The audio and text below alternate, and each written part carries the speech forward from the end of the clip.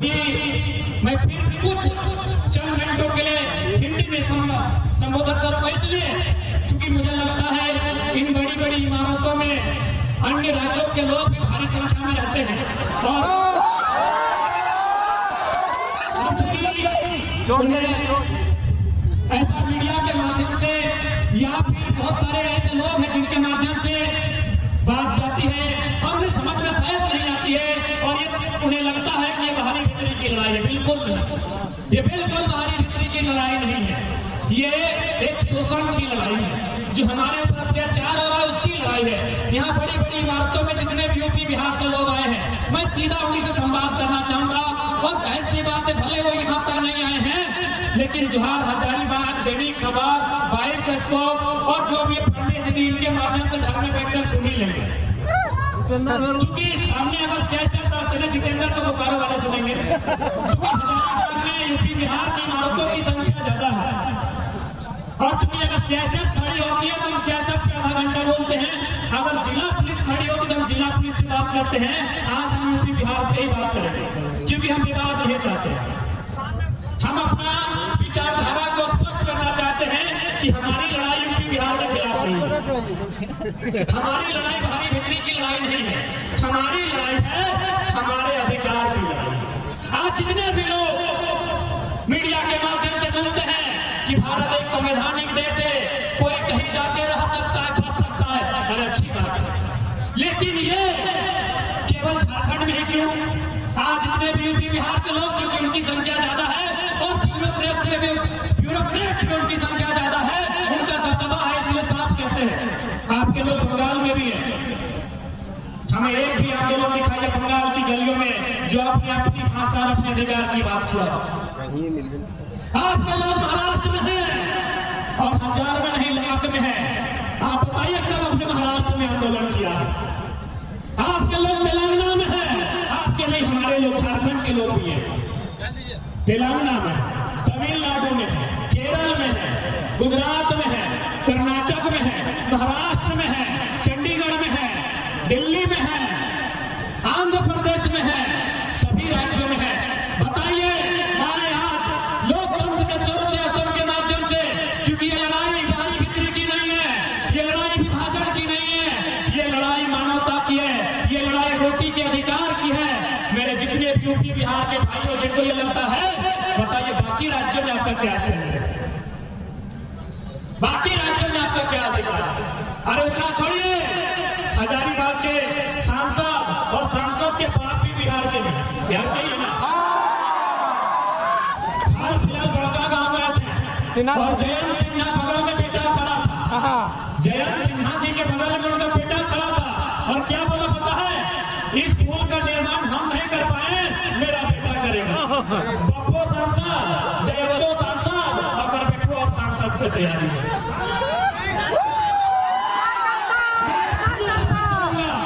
मेरे जितने यूपी बिहार के भाई जो आज यहाँ डोमिनेट कर रहे हैं, जो आज शासन से प्रशासन में यहाँ अपना प्रभुत्व बना के रखे हैं, अपना वर्चस्व बना के रखे हैं, आपके लोग महाराष्ट्र में भी है, एक मुखिया नहीं है आपका वहाँ, सही बात, पार्षद नहीं है आपका वहाँ, ये झारखंड है। एक तो उल्टा आपको झोली भर के रहने दिए, ठिकाना दिए और आज हम भी यहाँ दिखा के बात करते हैं कि भारत में कोई कहीं है। तो बताइए महाराष्ट्र में आपका कितना विधायक है? पश्चिम बंगाल में आपका कितना एमपी है? पश्चिम बंगाल में आपका कितना एमपी है बताइए? दिल्ली का बात मत कीजिए, दिल्ली राज्य नहीं है, दिल्ली राज्य नहीं है, दिल्ली की बात नहीं करेंगे। तमिलनाडु में आपका कितना विधायक है? तेलंगाना में आपका कितना विधायक है?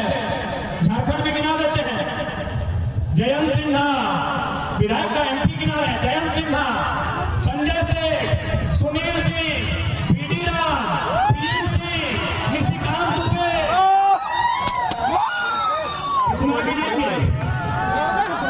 कितना गिनाएंगे? तो इसलिए हम स्वीकार करते हैं, हमारे खासकर मैं बिहार के तमाम जो भी लोग जिस पद पर हैं, मैं आपको बड़ा भाई मानता हूं। संवैधानिक दृष्टिकोण से आप हमारे बड़े भाई हैं, क्योंकि इसी भारत के संविधान के तहत हम लोग आपसे अलग राज लिए हैं और ये मेरा संदेश बीजेपी लोग बिहारी झारखंडी करते हैं। मैं लोकतंत्र के चौथे स्तंभ के माध्यम से, क्योंकि याद रखिएगा झारखंड के बाद इससे बड़े बड़े दबंग नेता आएंगे। इस छोटी सी आयु में इतने सरल तरीकों से बात रखने वाला बेटे बहुत कम आएगा। मैं तमाम बिहार के भाइयों को मैं संदेश दूंगा, हम मानते हैं आप हमारा बड़ा भाई है। अभी गांव में शादी का सीजन है, अगर किसी भाई का विवाह होता है 5 साल बाद उसको अधिकार अलग दिया जाता है, चूल्हा अलग दिया जाता है।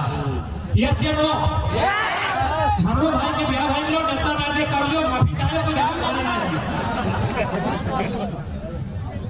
अगर भाई का चूंकि शादी का दिन है, भाई को शादी दिया 2 महीना 6 महीना बाद चूल्हा अलग मिल गया, कुछ साल बाद उसको खेत अलग मिला कि नहीं मिला? तो यदि उसको चूल्हा अलग मिला तो क्या बड़ा भाई का ये कर्तव्य बनता है कि छोटे भाई का चूल्हा में जाके अपना भोजन पकाएगा? नहीं बनता। क्या बड़ा भाई का कर्तव्य बनता है कि छोटे भाई का हिस्सा में जो खेत मिला है उसमें जबरदस्ती फसल लगाएगा? ये संदेश बिहार के भाइयों के लिए सीधा संदेश, कोई डर भय नहीं, लॉजिकल सीधा संदेश बिहार के भाइयों के लिए है। हम स्वीकार करते हैं हम बिहार से ही अलग हुए हैं और हम आपको अपना बड़ा भाई और खुद को छोटा भाई मानते हैं। और आपसे हमने जमीन का टुकड़ा 46% लिया। जैसे हमारा क्षेत्रफल है 79,000 वर्ग किलोमीटर, बिहार का 93,000 वर्ग किलोमीटर, उनके पास 54% है, हमारे पास 46 है। चलिए 46 ही बहुत। तमाम बिहार के भाइयों, हमने आपसे ही अलग राज लिया है। हम आपका छोटा भाई हैं, हम अलग चूल्हा ले लिए, हम अपना अलग खेत बना लिए। अरे हम अपनी पत्नी भी बिहार के अलग ले आए कि हमारी पत्नी आपकी होगी, कि हमारा खेत आपका होगा, हमारा चूल्हा आपका होगा। हमारा चूल्हा आपका नहीं, हमारी रोटी आपकी नहीं, हमारी पत्नी आपकी नहीं, हमारा खेत आपका नहीं, तो फिर ये राज आपका कैसे?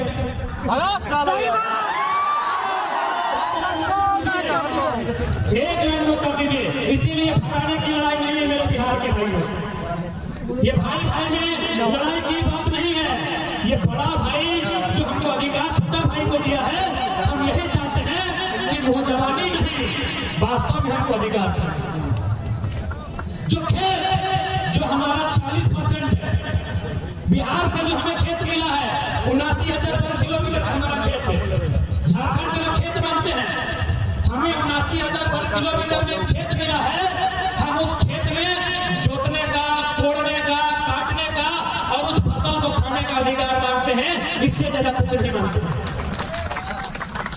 इसलिए भ्रम मत फैलाएं, इसीलिए किसी भी प्रकार का कोई भ्रम नहीं फैलाएं कि हमारी बिक्री कर रहे हैं। आप आए हैं, बड़ा भाई को जिस प्रकार एक छोटा भाई अधिकार देता है, यदि मान के चलिए हमारी लुगाई छोटे भाई की पत्नी अगर से अपने मायके से पैसा बिठा लेके आई तो बड़ा भाई को जरूर 2-4 को देते हैं। तो ठीक उसी प्रकार हमारे यहाँ कंपनी है, आपको 25% की बात कर रहे हैं, जिसको लेना है लीजिए। हमारे यहाँ जो सरकार की नौकरियां हैं हम 10% खुला रख रहे हैं, जिसको लेना है लीजिए। बिहारी को लेना है, बंगाली को लेना है लीजिए। हम यहाँ जो प्रशासनिक, जिसमें हमारे प्रशासन पुलिस के बड़े अधिकारी बनते हैं JPSC, हम वहाँ भी कह रहे हैं 75% हो, वहाँ भी 25% खुला रख रहे हैं। अरे बड़ा भाई तो दे रहे हैं, नियम से देंगे ना। अब पत्नी हमारी, ससुराल हमारा और 10 को अगर ऐसा रोटी मिला तो 5 को देंगे क्या? अरे पत्नी हमारी, ससुराल हमारा, ऐसा समझ रहे ना? यदि हमारे ससुराल से 10 को ऐसा दमाद भी को दीजिए तो 5-5 को नहीं ना बंटवारा होगा। बड़ा भाई को 1 को देंगे, 1.5 को देंगे, हार्डली 2 को देंगे कि नहीं? तो उसी प्रकार ये दिग्भ्रमित ना करें। बिहार हमारा बड़ा भाई है, हम बिहार में नजर नहीं गड़ाते हैं। अच्छा पुनः हम रिपीट करेंगे। आज हजारीबाग की बड़ी बड़ी इमारतें, जिसमें मुझे लगता है 90% बिहार, यूपी और अन्य राज्यों का बिल्डिंग है। हमको पटना में और लखनऊ में एक बिल्डिंग दिखाइए तो झारखंडी का एक भी नहीं। हमको बिहार की राजधानी पटना, यूपी का लखनऊ है ना, 1.5 साल से किताब नहीं खोले हैं। हम यूपी की राजधानी लखनऊ, बिहार बिहार की राजधानी पटना और पश्चिम बंगाल की राजधानी कलकत्ता। हम देखना चाहते हैं कि झारखंडियों का कितना बड़ा प्लेट है नहीं ना है। तो ये अन्याय क्यों हमारे साथ ये अन्याय क्यों मेरे भाइयों? जब हमारे लोग महाराष्ट्र में स्थापित नहीं हो पाए हैं, हमारे लोग तमिलनाडु में स्थापित नहीं हो पाए हैं, हमारे लोग पटना में कलकत्ता में स्थापित नहीं हो पाए हैं, तो फिर बाकी लोग यहाँ स्थापित होना क्यों चाहते हैं? क्यों भाई? ये अन्याय है कि नहीं है? ये सरासर अन्याय है। ये सरासर एक इंसान के अधिकार को छीनने का अन्याय है।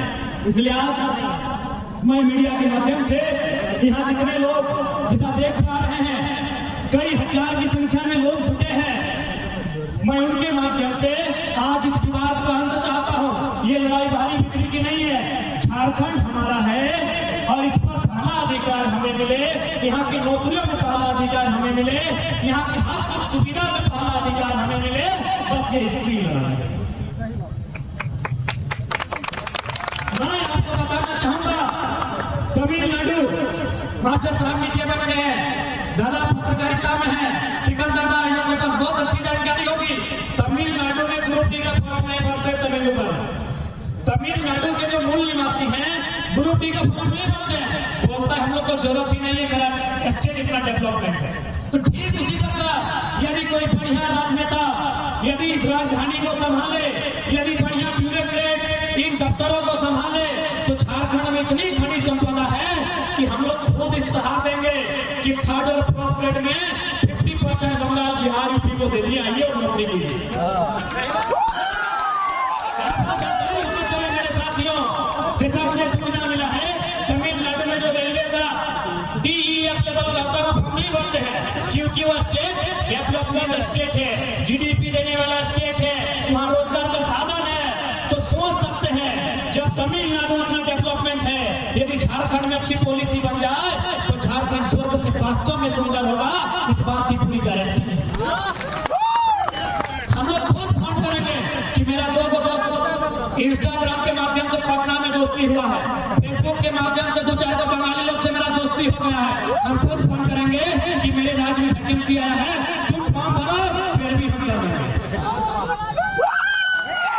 अच्छा लीडर नहीं मिलने के कारण, एक बेहतर पॉलिटिशियन नहीं मिलने के कारण, एक बेहतर पॉलिसी नहीं बनने के कारण आज हमारे राज्य की दुर्दशा है कि 40% खनिज देने वाला राज्य, 40% मेरे साथियों, 40% खनिज देने वाला राज्य आज भारत देश का निम्नतम राज्य बन गया है। शिक्षा की बात करें, रोजगार की बात करें, पलायन की बात करें, विस्थापन की बात करें, कुपोषण की बात करें, गरीबी की बात करें, हर तरह से ये सबसे निम्न पायदान पर खड़ा है, ऐसा राज्य बन गया है। इसलिए आज बहुत सारे लोग कहते होंगे हमें कोई लीडर बनने का हम लोग का उद्देश्य नहीं था, लेकिन आप एक बात बताइए, भारत एक लोकतांत्रिक देश है, जो भला राज्य के सर्वोच्च मंदिर विधानसभा से हो सकता है। माफ कीजिएगा, यहाँ जितने लोग आए हैं सबकी किसी न किसी धर्म पे आस्था है, हम ठेस नहीं पहुंचाएंगे, लेकिन आप भी जानते हैं हम लाख इबादत पूजा पाठ कर ले, जो नीति नियम कानून से भला होगा वो कहीं से नहीं होगा। मेरे साथियों, इस बात को याद रखिएगा। यदि किसी चमत्कार से भला होता, यदि कोई मिरेकल, कोई चमत्कार होता, तो यकीन मानिए योगी आदित्यनाथ राजनीति में नहीं आते हुए बहुत बड़े संत थे, चमत्कार कर लेते।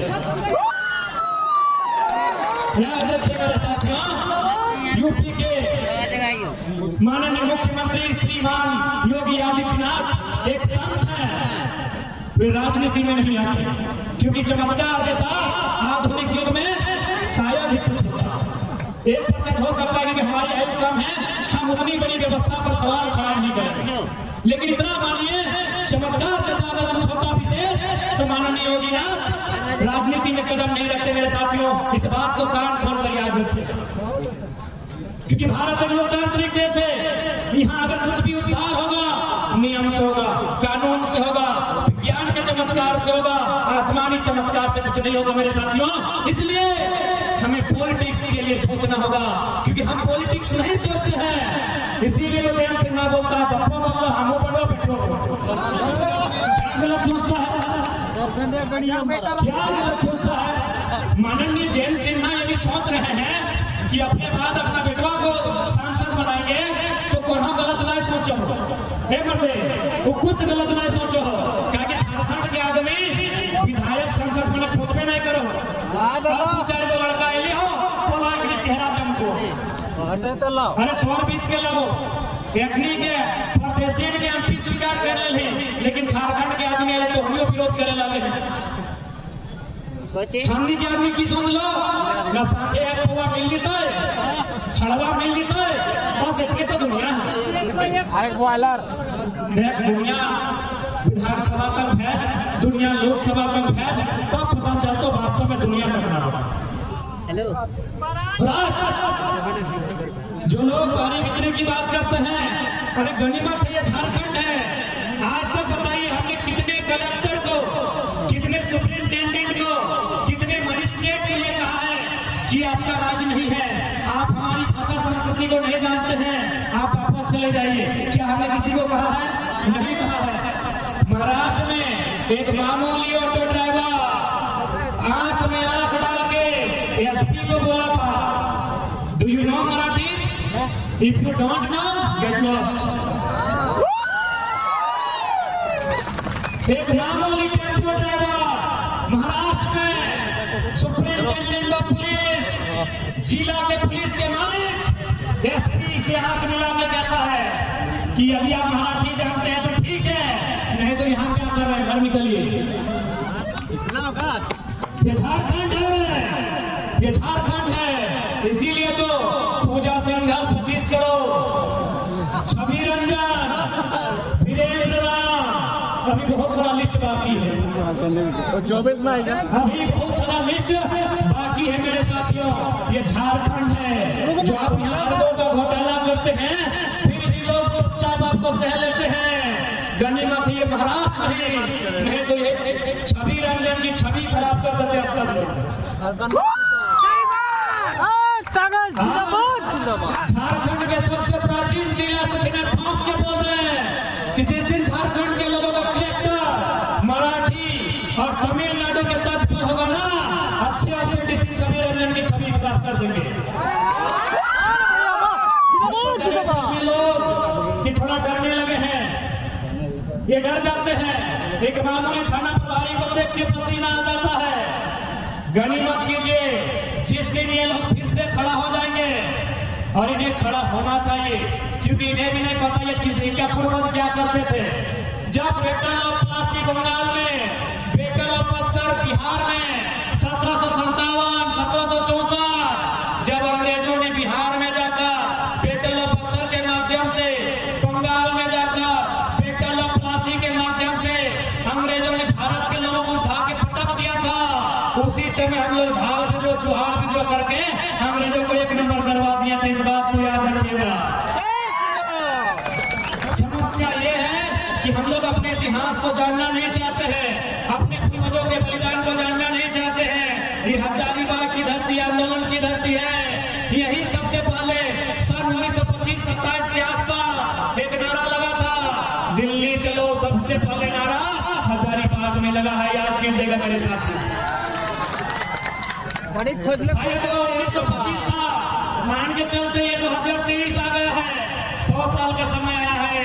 आज फिर से हजारीबाग की माटी में नारा लग रहा है दिल्ली चलो का, लेकिन इस लेके नहीं जाएंगे। इस भीड़ में से एक एमपी चुनकर भेजेंगे, इस बात को। हाँ, बहुत सारे लोग बोलेंगे कि इन लोग झारखंड का मुद्दा को लेकर पॉलिटिक्स किया है, दिल्ली में क्या करेगा? ना दिल्ली में हम वही करेंगे जो चाइना से युद्ध हारने के बाद उस समय के प्रधानमंत्री पंडित जवाहरलाल नेहरू की आंख से आंख डालकर राज्यसभा सांसद राष्ट्रकवि रामधारी सिंह दिनकर ने कविता कही थी कि रोक ने डिजिटल को यहाँ जाने दे, उनको स्वर्ग दे, मुझको लौटा दे गांधी गदा, मुझको लौटा दे अर्जुन भीम भी। प्रधानमंत्री से आंख मिलाया था, जबकि मजे की बात है राज्यसभा सांसद कांग्रेस की तरफ से, प्रधानमंत्री कांग्रेस का था, लेकिन फिर भी रामधारी सिंह दिनकर ने जरूरत किया था कि यदि आपको डर लगता है तो हमको युधिष्ठिर की जरूरत नहीं है, हमको त्रिनेत्र खोलने वाले महाकाल को दीजिए और पूरे भारत में शंखनाद की घोषणा कीजिए। ये किसने कहा था? रामधारी सिंह दिनकर, जिन्होंने रश्मि रची लिखी है। तो ठीक उसी प्रकार यदि आपको लगता है कि हम लोकसभा में क्या करेंगे, तो देश के प्रधानमंत्री मोदी जी बन के आए, केजरीवाल बन के आए, राहुल गांधी बन के आए, नीतीश बन के आए, बनर्जी ममता बन के आए, हमें दिक्कत नहीं है, कोई बन के आए, हम उनके आंख में आंख डालकर सवाल करेंगे कि अडानी का पावर प्लांट यदि बिजली बांग्लादेश को जाना था तो गोड्डा में क्यों लगाए? हम उनसे आंख में आंख डाल के सवाल करेंगे कि यही बूढ़ा खाप कर रहा था, जब ये दूसरे राज्य में कंपनी खोलता है वहां जीरो पोल्यूशन होता है, झारखंड में हमारा भाई लोग कैंसर से कैसे बड़ा प्रधानमंत्री उत्तर देंगे? हम प्रधानमंत्री सवाल करेंगे कि एनटीपीसी का मतलब देश होता है क्या? अडानी का मतलब देश होता है क्या? यदि नहीं होता है तो एक एनटीपीसी के लिए, एक अडानी के लिए बड़का गांव में 1000 पुलिस फोर्स क्या कर रही है? अरे जो ईस्ट इंडिया कंपनी ने उतना अत्याचार नहीं किया है जितना भारत की कंपनी आज बड़का गांव में कर रही है। आज एनटीपीसी हो, मगध आम्रपाली हो, या फिर त्रिवेणी संगम हो, या वहां जो भी कंपनियां कोयला खोदने के लिए स्थापित है, आज इस प्रकार की अमानव पे काम कर रही है, आज जिस प्रकार झारखंड के लोगों के साथ शोषण कर रही है, पूरे ब्रह्मांड में इतना अन्याय किसी के साथ नहीं हुआ। इसलिए आज यदि आपके मन में ये सवाल आता है कि ये लोग अब लोकसभा में क्या करेंगे, अरे हमारी पहली जरूरत लोकसभा में ही है, ताकि पूरी दुनिया को बताएंगे हमारी दर्द क्या है, हमारी पीड़ा क्या है, हमारे साथ जुल्म क्या है, हमारे साथ अपमान क्या है, ये पूरी दुनिया को बताएंगे। और पूरी दुनिया को यदि बताना है तो हजारीबाग के गांधी मैदान से नहीं, गांधी के संसद से बताएंगे। गांधी मैदान से यदि बात रखेंगे तो कितने लोग सुनेंगे? 2 लाख सुनेंगे, 2 करोड़ सुनेंगे? हमें पूरी दुनिया को बताना है कि किस प्रकार झारखंड के साथ बेईमानी हो रही है। आने वाले दिनों में कर्णपुरा जो कोल ब्लॉक के बड़का गांव के रेडारियर को चकना का हिस्सा मिलाकर वहां 235 गांव विस्थापित होंगे। हमारे पास विस्थापन नीति नहीं है, हमारे 235 गांव विस्थापित होंगे। आप समझ सकते हैं कितना अन्याय होगा। बड़का गांव में सब कौन बात करेगा? क्योंकि ये गूंगा सांसद बात करने की हिम्मत है नहीं, क्योंकि इनको मंत्री पद थमा दिया जाता है, यानी गर्दन में पट्टा बांध दिया जाता है। इनकी हिम्मत भी नहीं है और इनकी जरूरत भी नहीं है, क्योंकि इनका एक इतना जमीन नहीं गिरा मेरे साथ। कौन बात करेगा? इसीलिए हमारी पहली जो बात, यदि आपसे कोई पूछे कि चेंगड़ा लोग लोकसभा में क्या करेगा, बोला यही लोग क्या करेगा, बुढ़वा लोग ऐसे में सूख जाता है।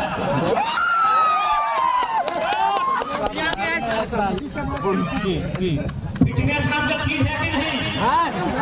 सुनिए, तो डिफेंस लाइन में जितना फिटनेस चाहिए उससे कई ज्यादा फिटनेस चाहिए जो पॉलिसी मेकर इस बात को ध्यान रखिएगा।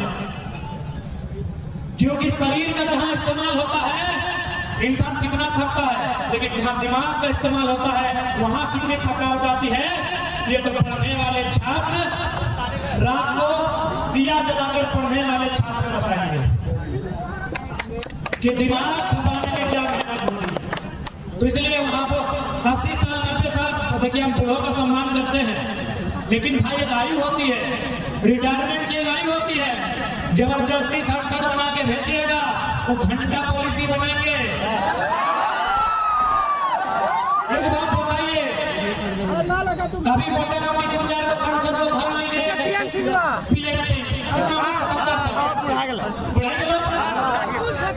आइए सिर्फ 45 साल का। मेरे साथियों ध्यान रखिए, माननीय पीएम सिंह की आयु है लगभग 77 साल 80 साल, डीसी की आयु है 45। उसको फोका बनाएगा कि नहीं?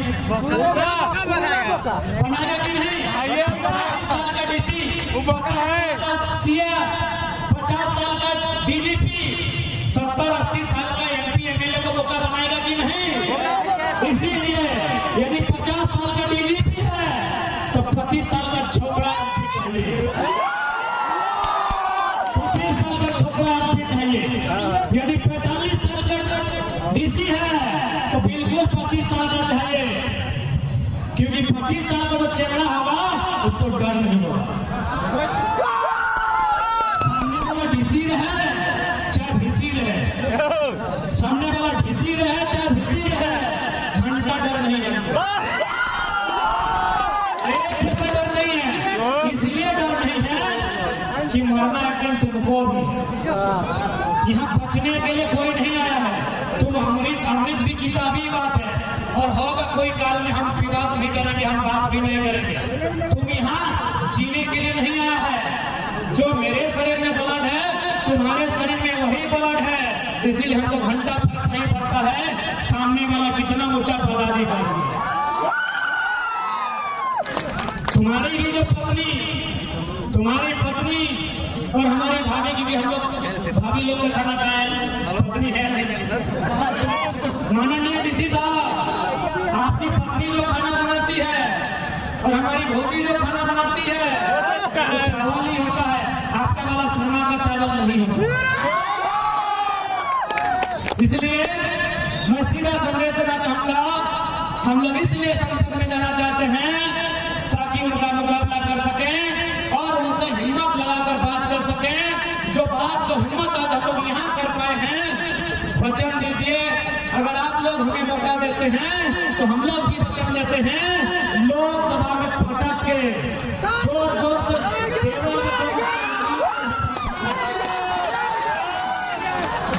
प्रधानमंत्री से बात करेंगे और उनसे तो यही कहेंगे कि अरे भाई, जो योग्यता आपकी है वो योग्यता हमारी है।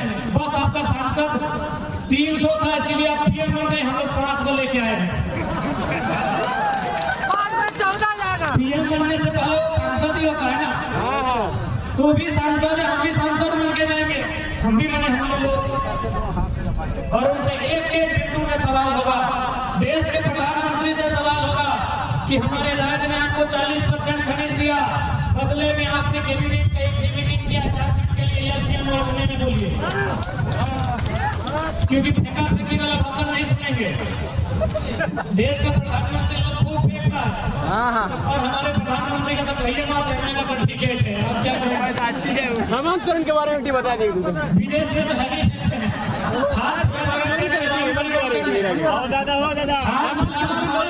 यशस्वी प्रधानमंत्री, क्योंकि हजारीबाग बीजेपी वालों का घर है, जरा इसलिए यशस्वी लगा कर बोलते हैं।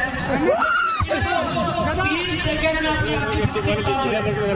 30 सेकंड के भाषण में, उसके बाद ज्यादा है तो कर सकते हैं, लेकिन यदि आपने थोड़ा सा एक हिस्सा में अपनी खोपड़ी का खाली है, यदि गोबर नहीं भरा है तो 30 सेकंड में भक्ति उतार देंगे।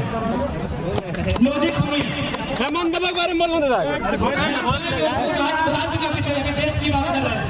लॉजिक सुनिए, कुछ वर्ष पहले हमारे यशस्वी देश दुनिया में नामी गिनामी माननीय श्री 108 श्री प्रधानमंत्री चौकीदार प्रधान सेवक नरेंद्र डुप्लीकेट कर रहा है किसी भाई मोदी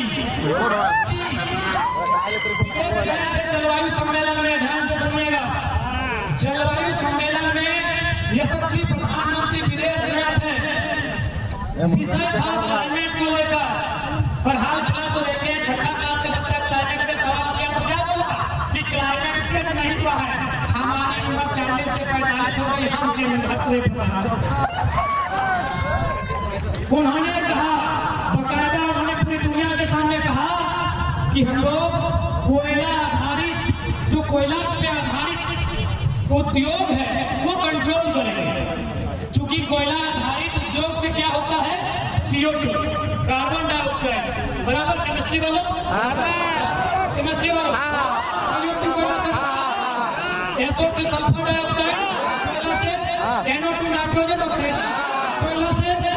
तो चूंकि CO2, NO2, SO2 कोयला के जो खनन होता है उससे बाहर आता है, इससे किसको नुकसान होता है, मानव जीवन को, जंगल को, पर्यावरण को। तो देश के प्रधानमंत्री ने पूरी दुनिया के सामने कहा कि हम लोग कोयला के आधार पर उद्योग को कंट्रोल करेंगे। दुनिया में पूरा ताली बजा वैसे भी हमारे कैमरामैन मोदी जी देख भी होंगे, कैमरा में बहुत आज तक लगभग 2300 कुर्ता पहने तो कैमरामैन तो ये दुनिया में क्या बोल गए कि कोयला से CO2 NO2 SO2 बनता है। केमिस्ट्री वाला बेहतर बताएंगे और दूर कैसे बन सकता है। जैसे ही भारत आए आप बड़कागांव वाले हामी भरेंगे, जैसे ही भारत आए 80 को कोयला ब्लॉक का आवंटन हुआ, 39 को अडानी काम मिलेगा बाहरी को, 39 को अडानी को। इसीलिए हजारीबाग में बीजेपी का गढ़ है। आपके यशस्वी प्रधानमंत्री दुनिया में जाके डंका पीटते हैं कि कोयला आधारित जो कंपनी है उसको कंट्रोल करेंगे, और इंडिया जैसे आते हैं इनका आंख पीछे आता है, जबान पीछे आती है, और 80 को कोयला खदान बेचते हैं, 39 को अपने एडॉप्टेड तब तक सब ठीक है ना। गोदलेल हम बच्चे हैं आपके, हमारे अभिभावक तब तक अपने दत्तक पुत्र अडानी को 39 को कोयला का खदान आवंटन